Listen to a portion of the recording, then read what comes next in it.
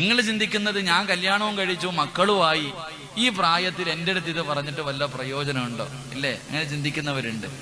എങ്കിൽ നിനക്ക് പ്രയോജനമുള്ളൊരു കാര്യം പറഞ്ഞു തരാം. 6 സ്വഭാവമുള്ള ഭാര്യ വീട്ടിലുണ്ടെങ്കിൽ ആ വീട്ടിലെ ഐശ്വര്യം നഷ്ടപ്പെട്ടു പോകും. അള്ളാഹു കാക്കുമാറാകട്ടെ. 6 സ്വഭാവം, ഞാൻ ഒരു 6 സ്വഭാവം പറയാം. ഈ 6 സ്വഭാവത്തിൽ ഏതെങ്കിലും ഒരെണ്ണം നീ കെട്ടി വീട്ടിൽ കൊണ്ടുവന്ന് നിർത്തിയിരിക്കുന്ന സാധനത്തിനുണ്ടെങ്കിൽ നിന്റെ വീടിന്റെ നാശം അത് തന്നെ. നിന്റെ വീടിന്റെ വിളക്കണഞ്ഞു പോകും. അള്ളാഹു കാക്കുമാറാകട്ടെ. അള്ളാഹു കാക്കുമാറാകട്ടെ. 6 സ്വഭാവമുള്ള ഭാര്യ വീടിന്റെ ബർക്കത്ത് നഷ്ടപ്പെടുത്തുന്നവളാണെന്ന് മഹാനായ സയ്യിദുന അലി ഇബ്നു അബീ ത്വാലിബ് റളിയല്ലാഹു തആല അൻഹു. അള്ളാഹു ഈമാൻ നൽകി അനുഗ്രഹിക്കുമാറാകട്ടെ. അപ്പൊ നിങ്ങളുടെ ഭാര്യയ്ക്ക് സ്വഭാവം ഉണ്ടോന്ന് അറിയണ്ടേ? ഈ പറയുന്ന 6 ദുസ്വഭാവം നിങ്ങളുടെ ഭാര്യക്കുണ്ടോ എന്ന് അറിയണമെങ്കിൽ 6 സ്വഭാവം അറിയണ്ടേ? കേൾക്കണമെന്ന് ആഗ്രഹമുള്ള ഭർത്താക്കന്മാര് കൈവക്കിക്ക്. എന്തിനാ ഇതും കേട്ടിട്ട് വഴുത് കഴിഞ്ഞ് വീട്ടിലോട്ട് എന്നിട്ട് പിടിച്ച് ഭിത്തിയിലോട്ട് ചേർത്ത് നിർത്തിയിട്ട് അങ്ങാരി പറഞ്ഞ 6 ഗുണവും നിനക്കൊണ്ട്. ചുമ്മാതല്ല ഈ വീട് ഗുണം പിടിക്കാത്തത്, അല്ലേ? അടിയെടുക്കാൻ അല്ല. ഈ പറയുന്ന 6 ദുസ്വഭാവം നിങ്ങളുടെ ഭാര്യക്കുണ്ടെങ്കിൽ 6 വേണമെന്നൊന്നുമില്ല, ഒരെണ്ണം മതി. ഈ പറയുന്ന 6 സ്വഭാവങ്ങളിൽ ഏതെങ്കിലും ഒരെണ്ണം നിന്റെ ഭാര്യക്കുണ്ടെങ്കിൽ നീ തിരുത്തി കൊടുക്കണം. പെങ്ങളെ ദേഷ്യം ഉണ്ടെങ്കിലും എന്നോട് കള കാണിക്കരുത്. നിനക്ക് ദേഷ്യം ഉണ്ടാകും എങ്കിൽ ഞാൻ നന്നാവാൻ പറയുക. നിന്റെ ജീവിതം സന്തോഷത്തിലാകണ്ടേ. ഈ 6 ദുസ്വഭാവത്തിൽ ഏതെങ്കിലും ഒരെണ്ണം നിനക്കുണ്ടെങ്കിൽ തിരുത്തിക്കോ, ഇല്ലെങ്കിൽ നിന്റെ വീട്ടിൽ ഐശ്വര്യം ഉണ്ടാകില്ല. അള്ളാഹു ഈമാൻ നൽകി അനുഗ്രഹിക്കുമാറാകട്ടെ. അള്ളാഹു ഈമാൻ നൽകി അനുഗ്രഹിക്കുമാറാകട്ടെ. പറഞ്ഞുതരട്ടെ. എണ്ണിക്കോ. 1 ഭാര്യ കൊണ്ടോ നോക്കിയാൽ മതി. 1ാമത്തെ ഭാര്യ, എന്റെ പ്രിയമുള്ള സഹോദരങ്ങളെ, അവൾ അഭിനയിക്കുന്നവളാണെന്ന് നബി മുഹമ്മദ് മുസ്തഫ.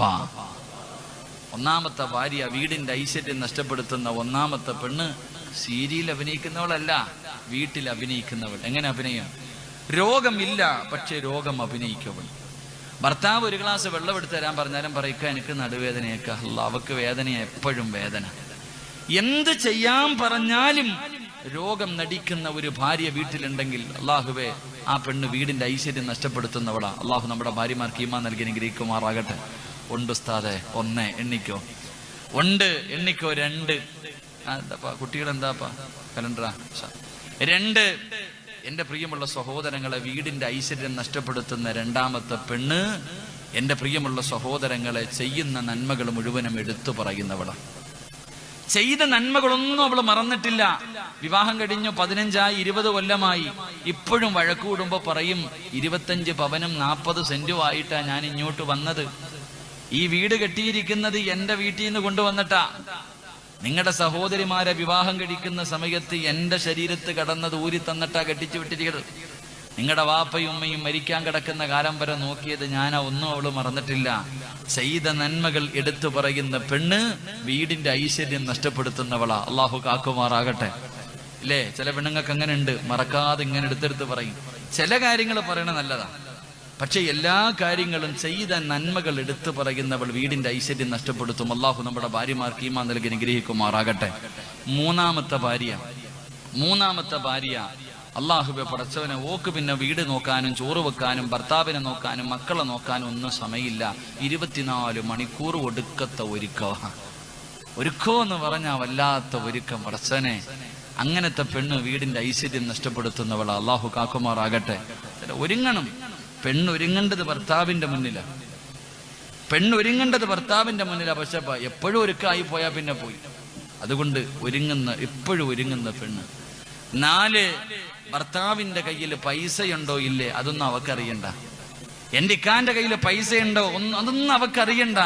കാണുന്നത് മുഴുവനും വേണമെന്ന് പറഞ്ഞ് വാശി പിടിക്കുന്ന ഒരു ഭാര്യ നിന്റെ വീട്ടിലുണ്ടെങ്കിൽ നിന്റെ വീടിന്റെ ഐശ്വര്യം നഷ്ടപ്പെട്ടു പോകും. അള്ളാഹു കാക്കുമാറാകട്ടെ. 5ാമത്തെ ഭാര്യ, അള്ളാഹുവെ പടച്ചവനെ, ഭാര്യയും ഭർത്താവും കൂടെ വീടിന്റെ മുന്നിലിരിക്കുമ്പോ അയൽവാസിയായ ഫാത്തിമയും തന്റെ ഭർത്താവും കൂടെ കണ്ണൂരേക്ക് പോകാൻ വേണ്ടി ഇങ്ങനെ ഒരുങ്ങി ഇറങ്ങാ. അപ്പൊ ഇവള് ഭർത്താവിനോട് പറയാ, ഭർത്താവെന്ന് പറഞ്ഞ അതുകൊണ്ട് അങ്ങാരെ പോലെ ഇരിക്കണം. സ്വന്തം ഭർത്താവ് മുന്നിലിരിക്കുമ്പോ അടുത്ത പെണ്ണിന്റെ ഭർത്താവിനെ കാണിച്ചിട്ട് പറയാ, ഭർത്താവ് എന്ന് പറഞ്ഞ അങ്ങാരെ പോലെ ഇരിക്കണം. ഗ്ലാമർ കണ്ടോ, ബോഡി കണ്ടോ, സ്നേഹം കണ്ടോ, അല്ലേ?